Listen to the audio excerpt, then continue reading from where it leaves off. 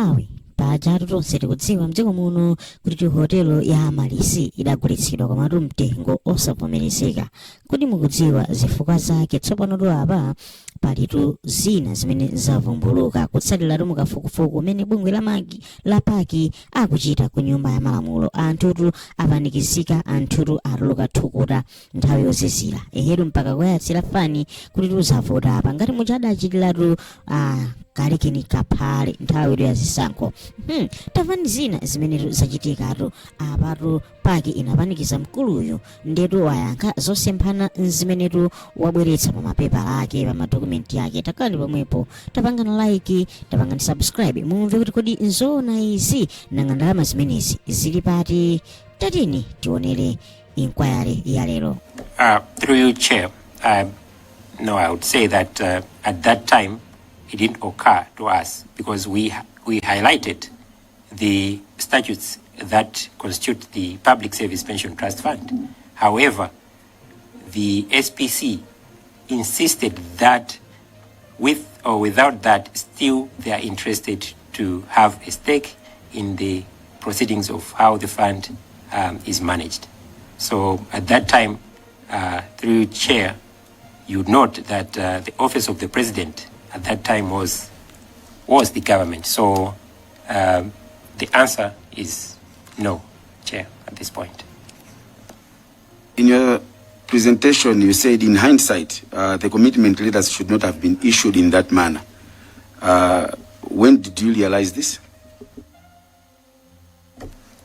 Through you, Chair, again, maybe I did not bring it out clearly that after the letters were issued, during that time, they were issued in the presence of the committee chairperson. But later, I consulted the chairperson for the board at that time, Mr. James Daire Kumwenda, indicating to him that in the meeting that we went, this is what transpired, and this is the directive that we were told to do. However, this was during the quarterly meeting. As you know, that the meetings are done at a quarterly, in a quarterly basis. So it was a time that the letters had already been issued. But then the board chair at that time indicated to me that no, this wasn't actually supposed to be the case. So actually at that point in time, the board chair disowned these letters. So that's when I realized that I think probably this shouldn't have been done in this manner. Thank you, Chair. Were you aware that at the time of issuing those commitment letters, you deliberately attempted to manufacture contractual obligations that didn't exist in the first place? Chair, again, I will reiterate the same point to say at that material point in time, this was a directive from the high office in the public sector. So it was later than that we now digested the issue to say, no, what does this imply? That's when I indicated to say we had a remedial measure when we sought legal advice to see what was the actual implication of those letters. Thank you, Chair. You mentioned earlier that there was a long time without a board. This is when Colin Zamba and Chizaso Nyirongo were directly in communication with the seller and the secretariat. In your judgment and assessment, do you think that that vacuum in governance was deliberately created by Colin Zamba? Chair and Honorable Member Kabula Nancholi, I will draw your attention to the letter that was actually written by Madam Colin Zamba, dissolving the board, the 3.1 board that I highlighted. It was a letter that was very powerful to say, you need to desist from doing any board business moving forward because they did not recognize that board and probably they wanted nominees from their side to appear in the board that ensued later. So definitely they were frustrated with the fact that their nominees did not make it into the board during the first cut. So I think that's what I can say in that aspect, Chair. Thank you. Section 10, subsection 1B of the trust deed says that the MDAs must nominate. Why did Colin Zamba usurp the role of the MDAs? Number one. Number two, you mentioned that Tsitsi nominated the Chizaso Nyirongo. Is that correct? And if it's correct, in what capacity did the Tsitsi nominated Chizaso Nyirongo? Thank you very much, Kabula Nancholi, through your chair. It is indeed true that Dr. Tsitsi nominated Mr. Chizaso Nyirongo into the board, and vice versa is true as well.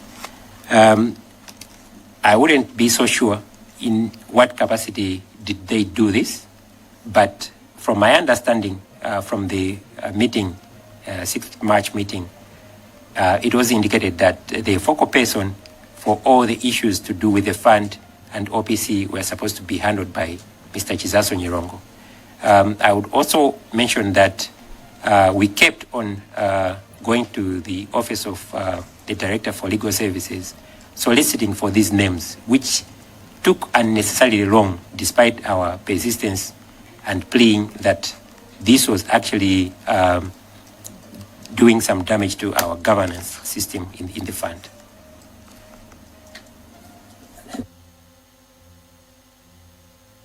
So the current board of trustees that bought the hotel is the board that was licensed and accepted in court by Colin Zamba on the 15th July 2025. Is that correct? That's correct, through your chair. Is it also correct that when the blanket to dissolve all boards were issued, the chief secretary and the current secretary of the treasury, according to the trust deed, had no power to dissolve your board because of its autonomy and independence? Is that correct? No, that's not correct. What is correct? Through your chair, according to our trust deed, Article 10.2 stipulates clearly that if the employer intends to do so in writing, they can revoke the licenses of the trustees from their employer side. So I believe that with that article, the Ministry of Finance through the ST still holds the power to do that. Thank you. That's all from Blantyre Kabula for now. Thank you, Chair. Blantyre Kabula, thank you so much. I see a hand from Zomba City North. Zomba City North. Thank you, Chair. In extension to what Blantyre Shiromone Kabula has ended, I wanted to draw the attention of the suspended principal officer to the trust deed. That are you aware that according to the trust deed for the pension fund, the OPC has no specific role to play in the management of the fund? Is that true? Controlling officer, over to you. Through you, Chair, Zomba City North. Yes, I can confirm that's true. Thank you, Chair. So having arrived at a resolution not to proceed with the transaction, and later on you rescinded by now carrying on the transaction that you had halted before, how did you reconcile this directive from the executive with the board's binding resolution of 17th January 2024 not to proceed? Did you feel you were being instructed to ignore a board's resolution? Controlling officer, you may take that one. Okay. Through you, Chair, can you repeat the question? Zomba City North, kindly take that one. Thank you, Chair. You had attended that meeting that made the resolution not to proceed with the transaction on 17th January 2024. And then later on, you also participated in a meeting that resuscitated the transaction to proceed. So the question is, did you feel you were being instructed to ignore a board's resolution in your own thinking?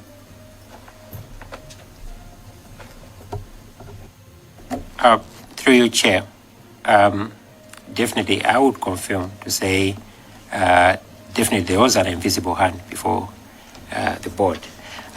Maybe I would also highlight to say there was an on-site examination by the regulator of financial institutions somewhere in July 2025, whereby they came up with a preliminary report.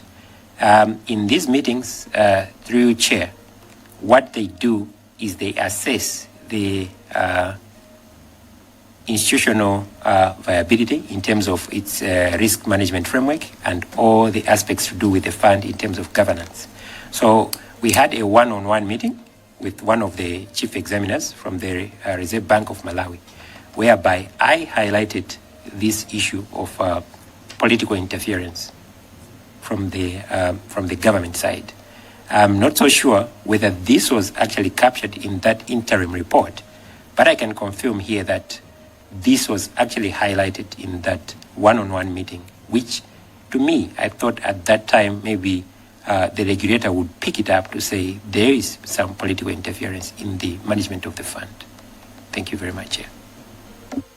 Controlling officer, when you're looking at as a principal officer, at that stage, you were the secretary to the board. And now we're looking at issues to do with 5th March 2024. But that board meeting occurred on the 17th of January 2024. As a secretary to that committee, having listened from Nico Asset Managers that this is not going to be viable, did you communicate to all board members in your capacity as a secretary to that board that professional advice has given us a direction that no, this we must suspend? Just to supplement on that one, and you can come in, Zomba City North. Thank you, Chair. Looking at how Office of the President and Cabinet being represented by Colin Zamba, and in my own view, I feel that she was representing the principle of the land during that particular time. Looking at how the OPC overstepped its mandate as enshrined in the trust deed by number one, nominating the trustees and also influencing the decisions to be made by the board. Could the committee conclude that this was a coordinated racketeering?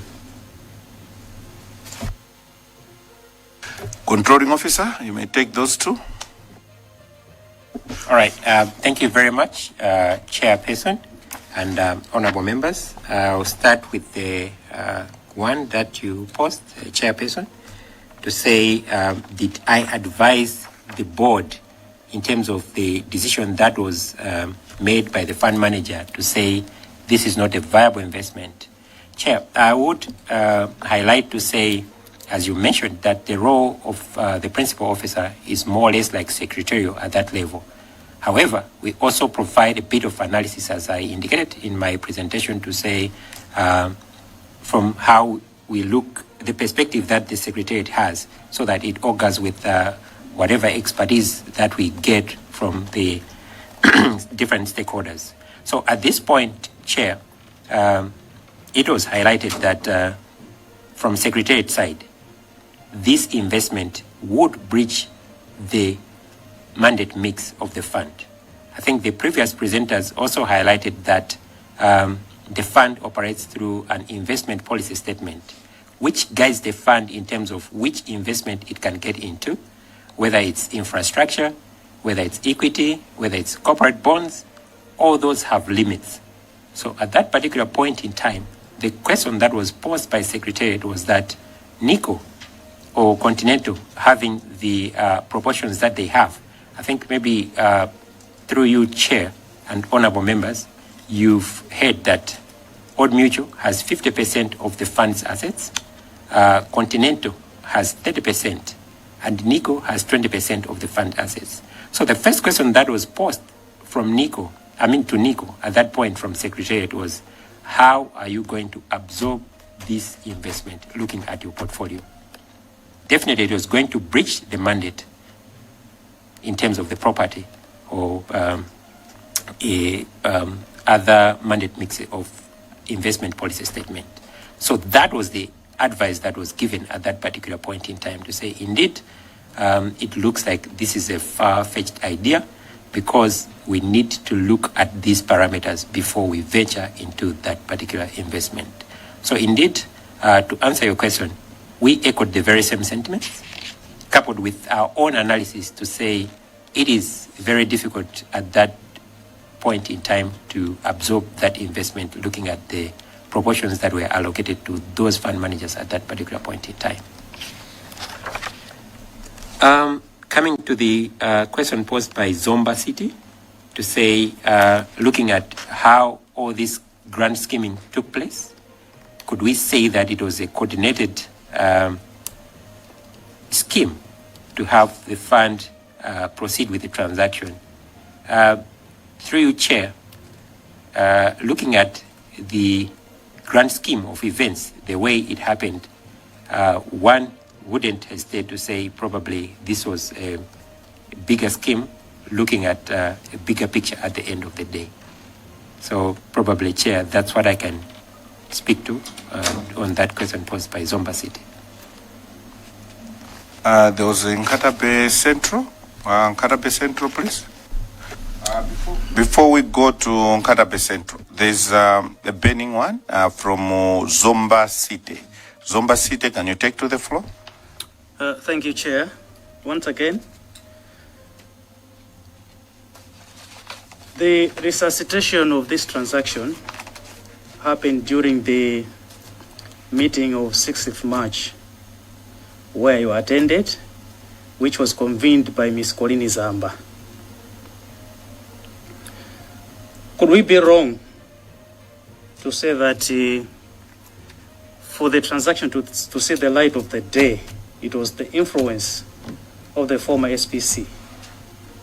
Thank you, Chair. Controlling officer, can you take that one? That should be a yes or no. If I guide that way, Zomba City, will I be overstepping my mandate? Zomba City?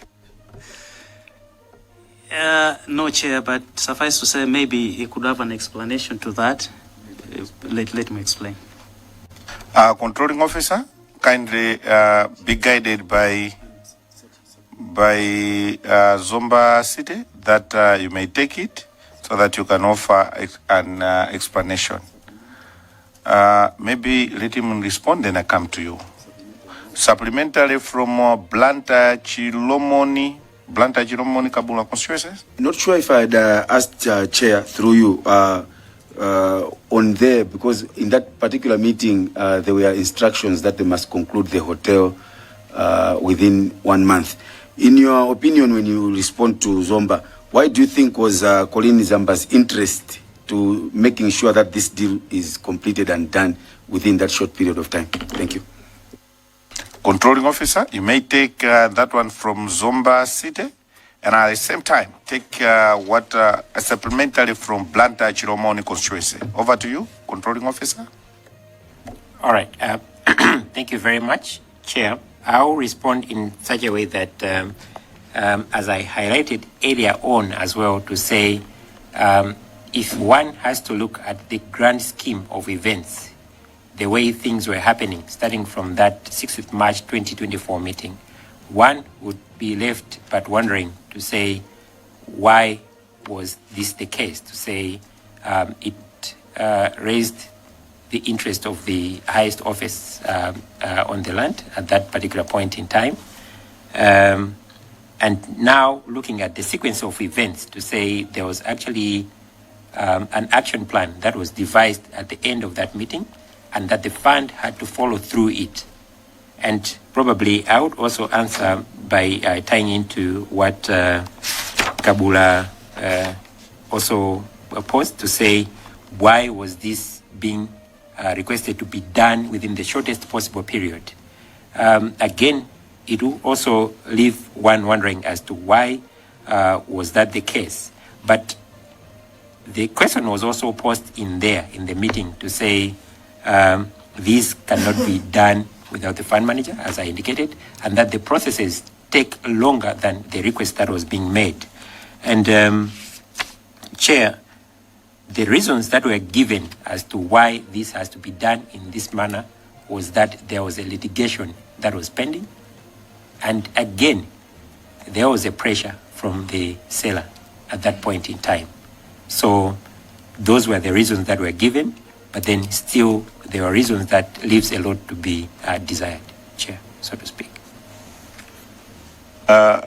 Who gave you that instruction that they are receiving pressure? Was that part of a discussion on the 5th of March 2024 that they are getting pressure from the seller? Yes, Chair, I think it is indicated in the report to say in order to mitigate the pressure from the seller, there was need to write those comfort letters. Who specifically told you that we are receiving this pressure? Because you, ideally, you're a controlling officer. Yeah, Chair, the meeting was chaired by the SPC at that time, Madam Colin Zamba. So she highlighted that there was pressure from the seller. Again, just to extend on the same, it was quite strange, as I highlighted, that some of the correspondences we were getting from the Office of the President and Cabinet, while the principal officer was there in the office, but then the correspondences came through the Office of the President and Cabinet. In that meeting, controlling officer, as controlling officer, did you highlight the resolution which was made on the 17th January 2024 that the board had resolved not to proceed with the sale?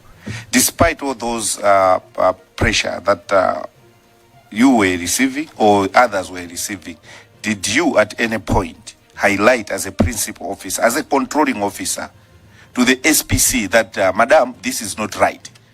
The resolution of the board is as stipulated like this. Did you? Thank you very much, Chairperson, for that question. The presentation was made during that meeting to say the investments of the fund are done in this manner, and this particular investment in question had stalled because of that particular reason that the fund manager had withdrawn, citing those reasons. All those specifics were presented in that meeting, Chair. Honourable members, I had recognized Nkatabe Central. After Nkatabe Central, we'll give to the controlling officer to respond. Then we'll move to Mulanje Southeast. Then Chilazulu Nyong. Thank you very much, Chair. Today, you are a changed person. I like the way you handled the Blantyre Chilomoni today, to give him time, one-on-one. Blantyre Chilomoni spoke for all of us, and what he was interrogating was really what was in our mind. Thank you very much for that. I just have one question. The question I want to ask the principal controlling officer is that the meeting in Mzuzu on 6th of March was called by the former Chief Secretary of the Governor to the government, Madam Colin Zamba. And at the end of that meeting, Madam Colin Zamba issued a number of directives, one of which we have learned was that to conclude the transaction within 30 days. What were the other directives? Thank you, sir. Thank you so much, Nkatabe Central. You may take note that every time, if you revisit our engagements, you find that Blantyre Chilomoni has always been given time to interrogate, and it's been one-on-one. That has been his style. but I just wanted to refresh your memory on that one. You are a senior member, should recollect on that one. Controlling officer, over to you. Thank you very much, Honorable Chairperson and Honorable members. To respond to a question posed by Nkarabe Central, that what other directives were given during that meeting, I think I mentioned when I was presenting to say the presentation was done in threefold: the overview of the fund, governance structure of the fund, and investments of the fund. So the directive on investment of the funds were those that the transaction had to be expedited and concluded.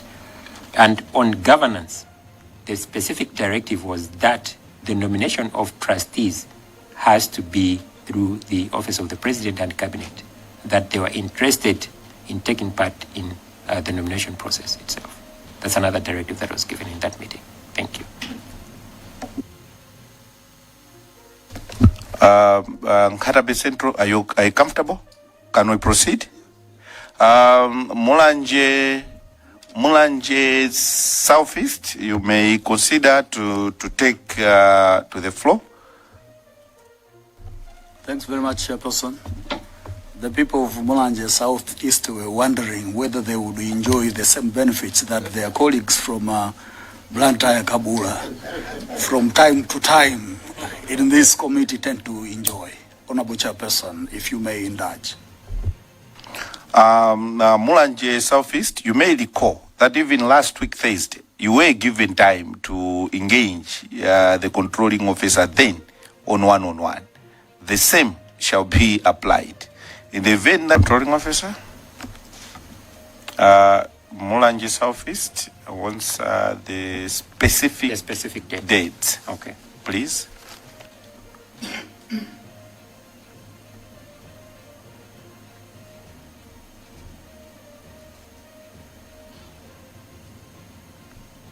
My colleague has assisted. He's saying it's on the 13th to 15th of March. Just confirm whether the dates are right.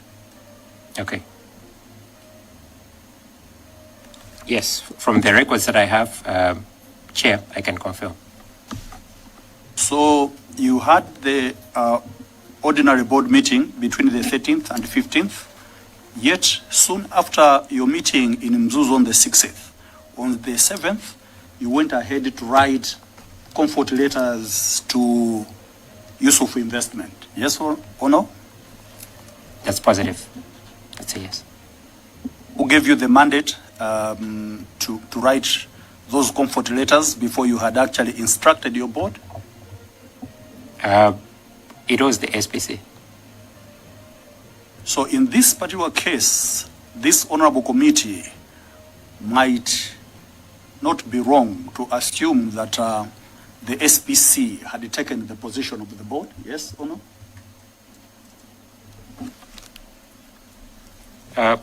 Chair, I wouldn't say the SPC had taken the role of the chair of the board, but there were specific instructions that were given from the Office of the President and Cabinet at that time.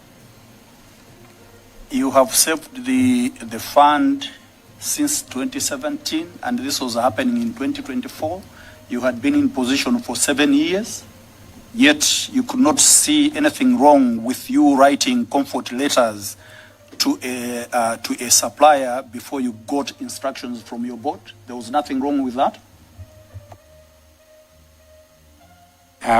Chair, as I highlighted that probably this was later realized that it wasn't supposed to be done in that manner.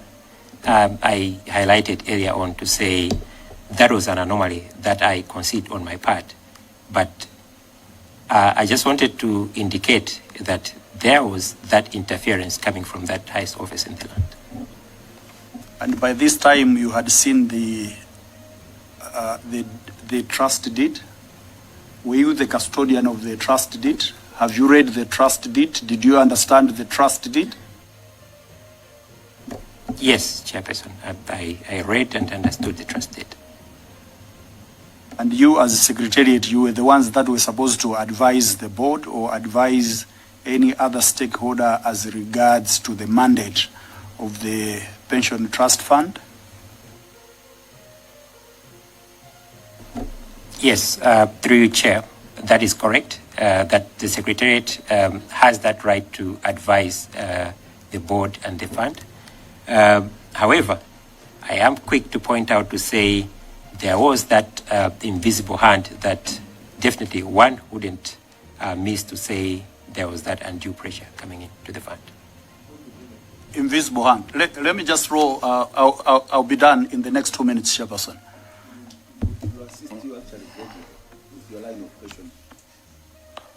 Maybe let's respect his wisdom and integrity. Proceed, Mulanje Southeast. Thank you, Honorable Chairperson. Is it true that in the ordinary meeting of the 23rd ordinary board meeting, between the 13th and the 15th of March, the board actually rejected the initiative to go ahead with buying Amaryllis again? Yes, Chair. The board just reaffirmed its position to say, based on the expert advice that was given by NAM, the fund still will not move forward in that front. And you had advised the board about the pressure that you were getting from above? Yes, I did. Did you withdraw your comfort letter? Chair, at that point in time, the idea was actually to withdraw those commitment letters. I think moving forward, I think that's why it was indicated that they were withdrawn. However, on the part of the seller, they insisted that those still hold. Did you withdraw the letters, yes or no? Chakwera West, what has gone out of order? Thank you very much. Sorry, Mulanje Southeast, I wanted to add on what you have asked, because even after the 13th to 15th March 2024 meeting, there's a letter dated 18th March 2024 in which the principal officer wrote Amaryllis Hotel giving out another commitment to proceed with the sale. So I wanted to check if he's not contradicting himself, because you said he withdrew the letters, but on 18th March he wrote another letter. If I can read it, Chair, with your permission. Controlling officer, I want you to chill, relax, so that we proceed in a procedural manner. Mulanje Southeast has asked several questions, and that has triggered Chakwera West on a supplementary.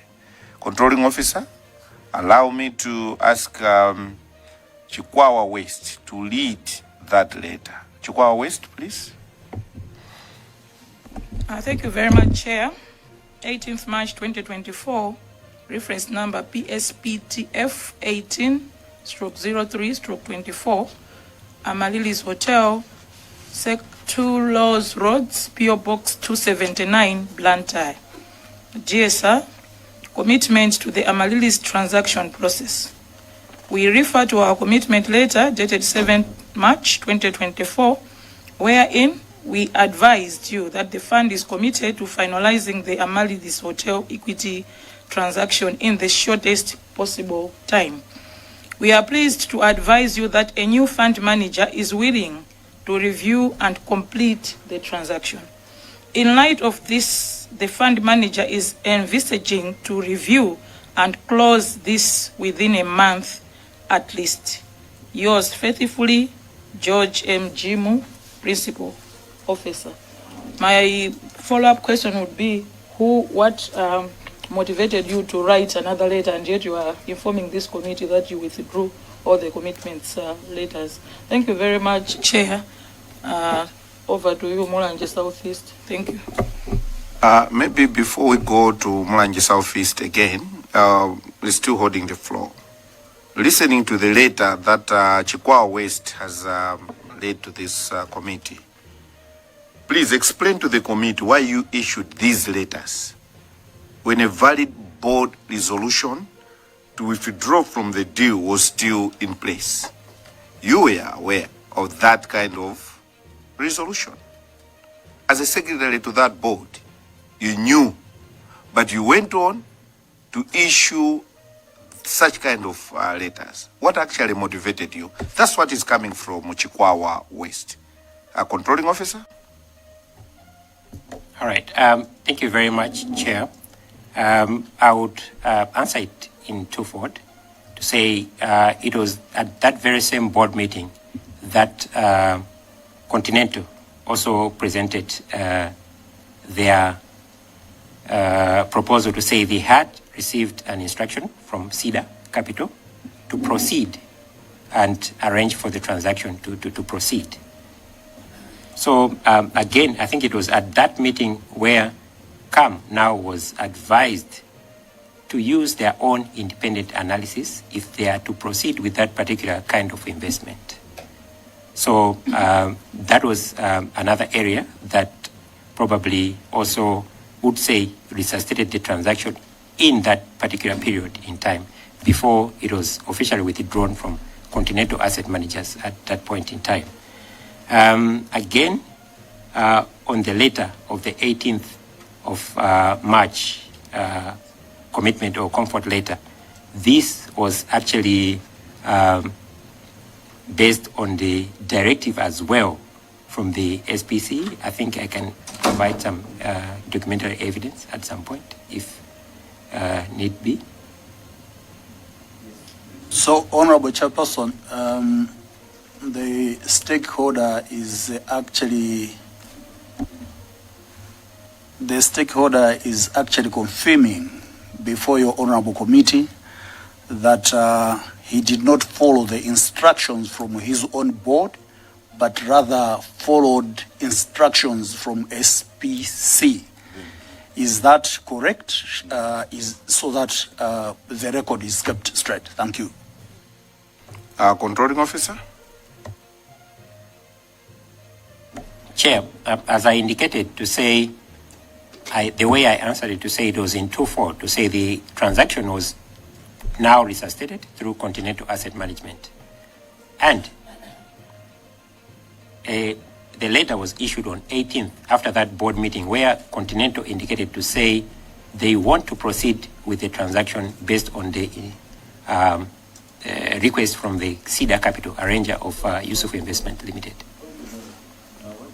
What has gone out of order, Planter Chilima? Something is not adding up, because if you follow the timeline, that's the reason why I wanted to toe the line of Mulanje. Because on the 23rd board meeting on the 13th and 15th March, the board was notified that the fund was summoned by Colin Zamba to make a presentation on the performance of the fund. In that meeting, Colin Zamba had recommended that the fund should proceed with the investment.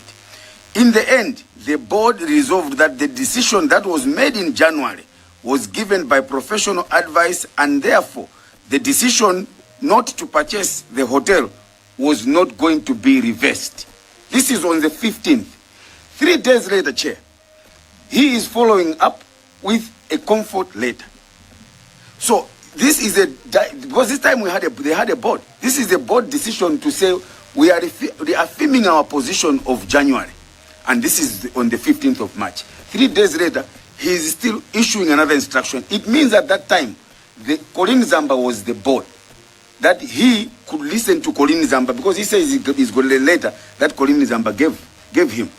Now he's trying to run away from accountability by blaming Colin Zamba. Colin Zamba was not the board. Between your board, because your board made a decision on the 15th to say we are not proceeding. Whatever excuse you're going to give us, you are trying just to hang Colin Zamba because choosing. But as far as the events are concerned, between the 15th and the 18th, Colin Zamba actually had more powers, unless you are telling this committee that Colin Zamba had more powers than the board. And that's why you actually didn't take advice from your board, you took advice from Colin Zamba. I submit, Chair. I thought that should come out very clear. Thank you. Controlling officer, I think you've heard very clear and straightforward from Blantyre Chilomoni. Controlling officer, you were coming from a meeting with Colin Zamba and other colleagues in Mzuzu on 5th of March 2024. I want to draw your attention to the letter that you wrote on 7th March 2024. 2 days later, and I'll go through it. PO Box or Public Saves Pension Trust Fund, Amaris Hotel, reference number PSPTP /07/03/24, 7th March 2024. Amaris Hotel, 2 Rose Road, PO Box 279 Blantyre. Dear sir, commitment to the Amaris transaction process.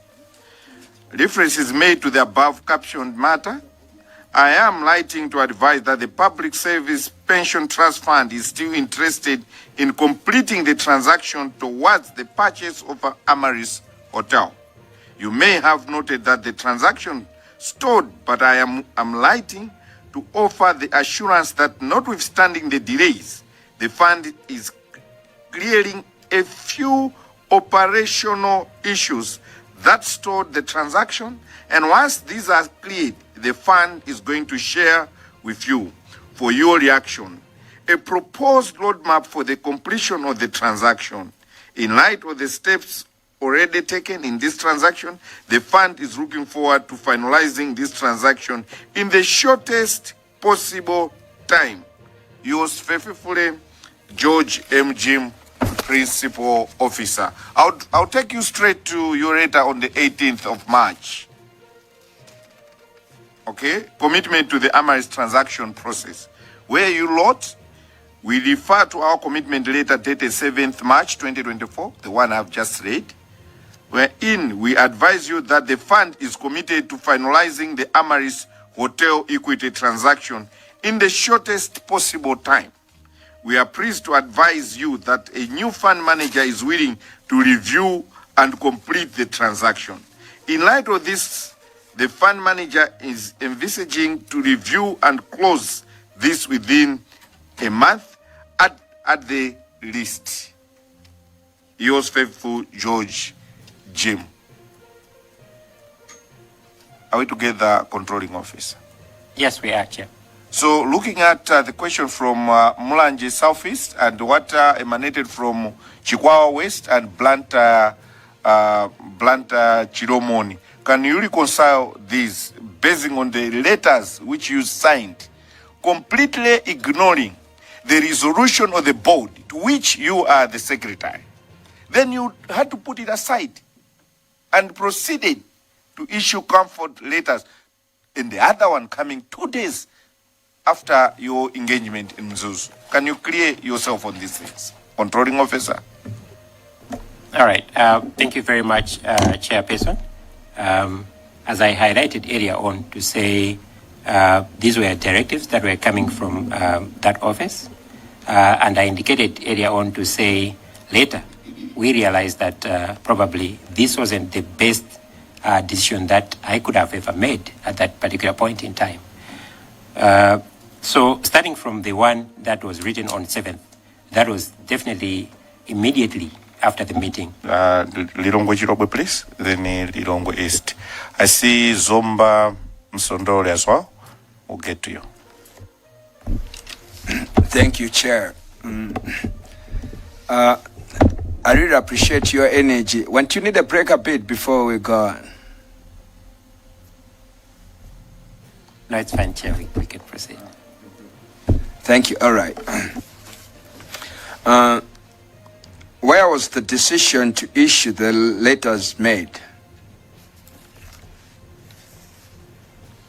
Controlling officer, maybe Lilongwe Chirobwe, you have several questions or? No, I have several. Like I've given a chance to Blantyre Chilomoni. So the case with Zomba City North and the Mulanje Southeast, I think I'll be fair enough to give you that chance. So in this case, you ask direct to the controlling officer, and the controlling officer will respond. As soon as you're done, you switch off your mic, and the controlling officer will respond. And after that, you switch off the mic, then you do that way. Thank you.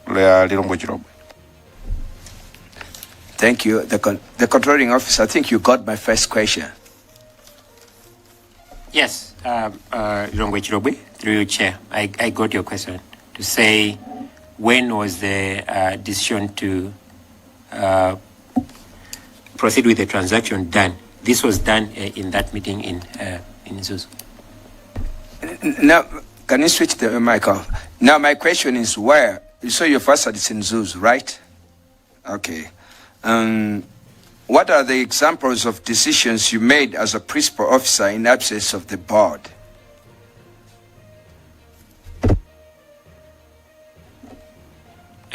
Chair, there are a number of decisions that have been made in the absence of the board, but not necessarily that are supposed to be made by the board itself, because I mentioned to say there was a period that the fund operated without the board.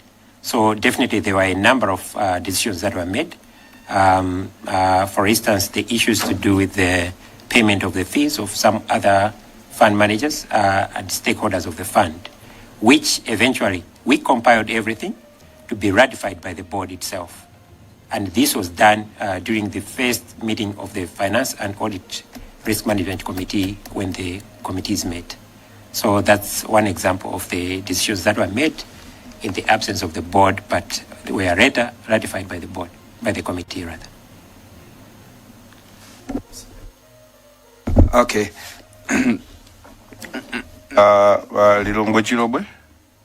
There's a supplementary from Zomba City North. Zomba City North. Thank you, Chair.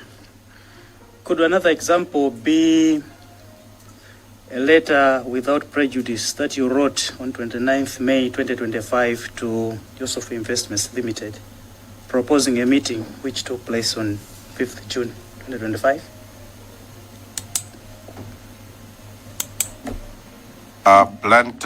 Zomba City North. Our controlling officer, can you recall the contents of that letter on top of your head, or you may want Zomba City North to freshen you up? Through you, Chair, I would request maybe Zomba City if he can refreshen me up. Zomba City North, please. Chair, did you issue any letter without prejudice to Yusuf Investments Limited on 29th May 2025?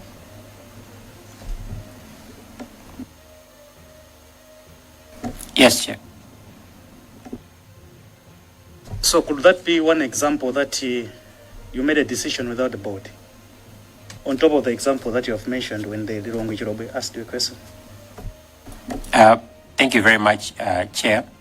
As I maybe requested to say, maybe if I can look at the contents of that letter, because from my recollection, a decision was not made in any of the meetings that we had with either Yusuf Investment Limited or any other party that we met as regards the transaction. The message was consistently clear that we did not have a board at that particular point in time, and therefore anything to do with the board decision had to wait for the board if it's instituted, so that it can be tabled at that particular point in time. But none of a board decision was made through my office. So as I mentioned to say, my office acts as a hub of correspondences from all the stakeholders that are there, whether the fund managers and the board. So in this case, there was no board, but still correspondences were still coming into my office. Thank you, Chair.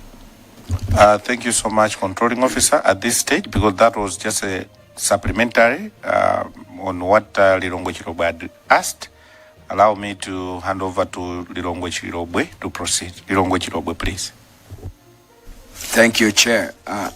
The other one, from previous investments that were made on the funds, Did you ever seek an approval from OPC or the Ministry of Finance before?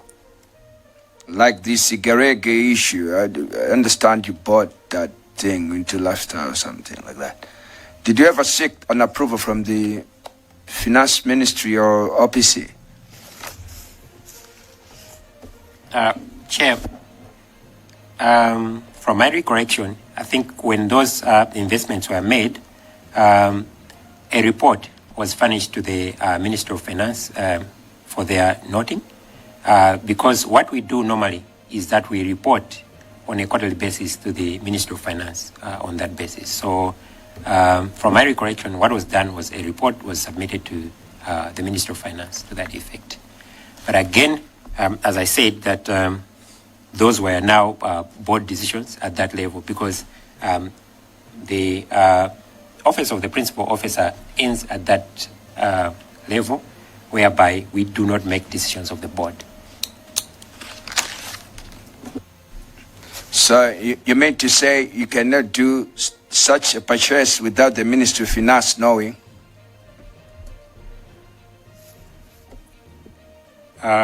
Chair, that's not what I'm saying. I'm saying that the Ministry of Finance was notified through a quarterly report that we normally submit on all the investments and overview of the fund. But can you make such, let me know, can you make such a big purchase without the Ministry of Finance knowing? Chair, the Minister of Finance has to know what is going on in the fund. So I would say no, the Minister of Finance has to know. Do you think the Ministry of Finance knew about the purchase of Amaris? Through you, Chair, I wouldn't be in the best position to respond to that question, since the transaction has been finalized when I was not in the fund. But you have been in the system for quite a number of years, since 2021 up to 2026. From your past experience, do you think the Ministry of Finance knew about this?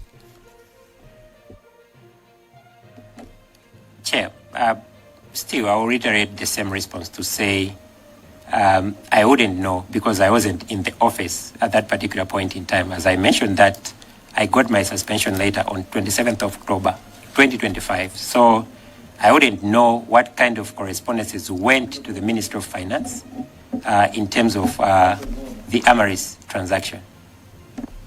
When you were buying Sigereg, how did the transaction go?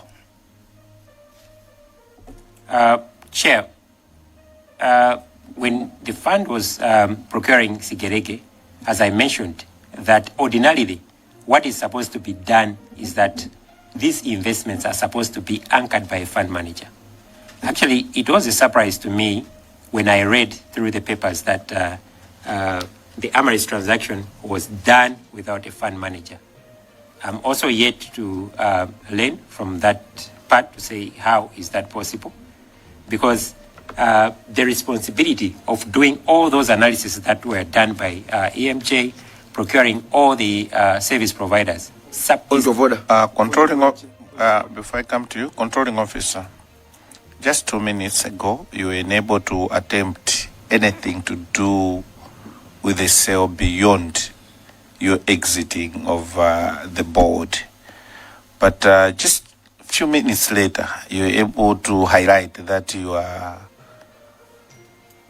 you're not even you're surprised that there were no investment managers who were involved.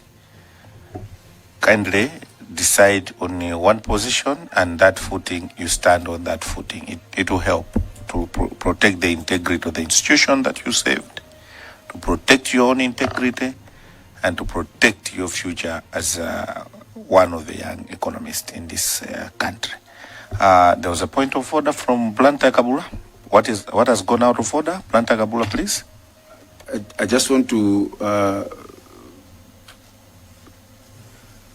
bring it to his attention that the sale of Amaris was actually done by a fund manager, and not that there was no fund manager involved. actually money came. I can go and refer to exactly the first 19 billion came from Old Mutual, and then there was 28 billion that also came from Old Mutual. There was 1 billion that came from Old Mutual, and then there was I think about 38 billion that came from Continental Asset Managers. So in terms of making that particular payment, and I'm surprised you were there. That's why you should have just concentrated to respond to say what happened when you were buying Sigerege Hotel. Who, if you issue letters, whom did you issue those letters to? Who did you instruct? And when the fund manager wants to pay, what are the documentation that are required? That was straight, because you are trying to go to Ameris and provide information that you actually don't even know about that information. But the reality from Reserve Bank of Malawi and the records that we have seen as a committee, the payments were actually made by fund managers. So there's no way that fund managers didn't know about the transaction. I just wanted to make sure to make sure that he does not mislead the committee chair. Thank you. Thank you so much, Blantyre, Chiromoni, Kabula, Nanjoli. That point of order has been sustained. Lilongwe Chirobwe, please. All right. The controlling officer, are you telling this committee that the Ministry of Finance is not represented in the board?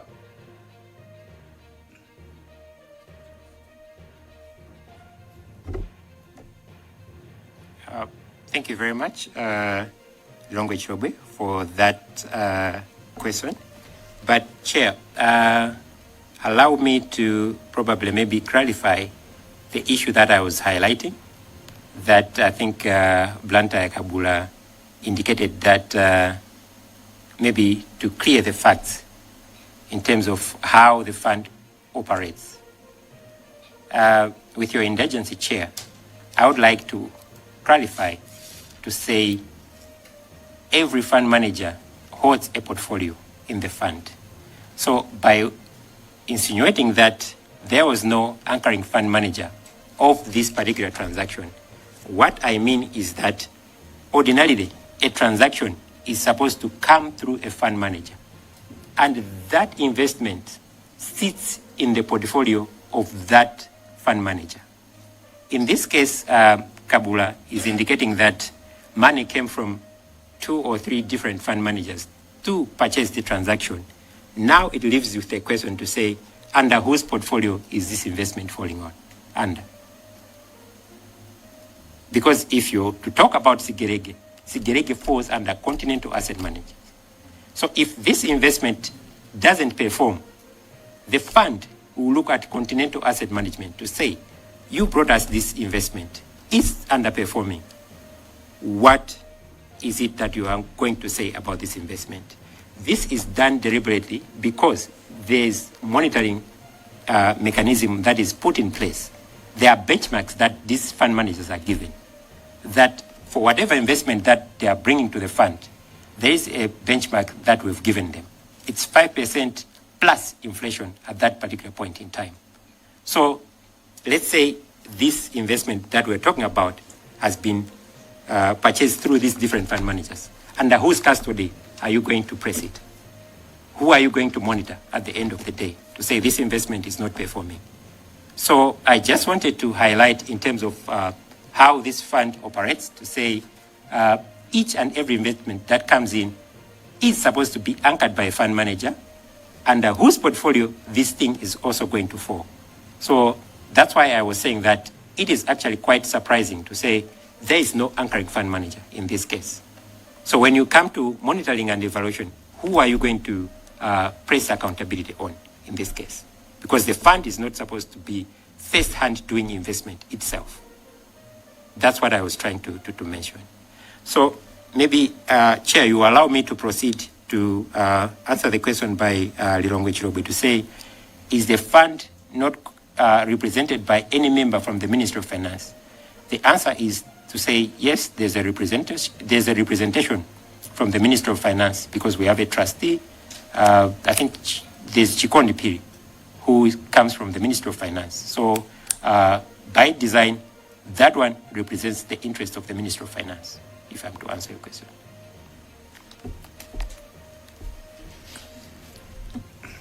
So you mean the Ministry of Finance knew about this transaction through Chikondi?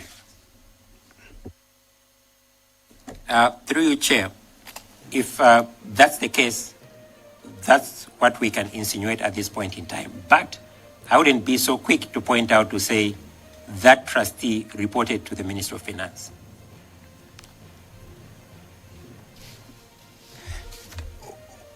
Chikondi Piri, you are the one who has mentioned her, or him, if he's a man or female, is representing the Minister of Finance. Is that right? Yes, that's right. So I'm asking, did the Ministry of Finance have a representative in your board? Yes, Chair. Meaning the Ministry of Finance knew about this? Through the representation from the Ministry of Finance, I would say yes, through that trustee. I do not want to say what Blantyre Kabula said about your integrity and the way you're answering, but I just want you to be straightforward. Did the Ministry of Finance knew about the Amaris transaction through its representative or what?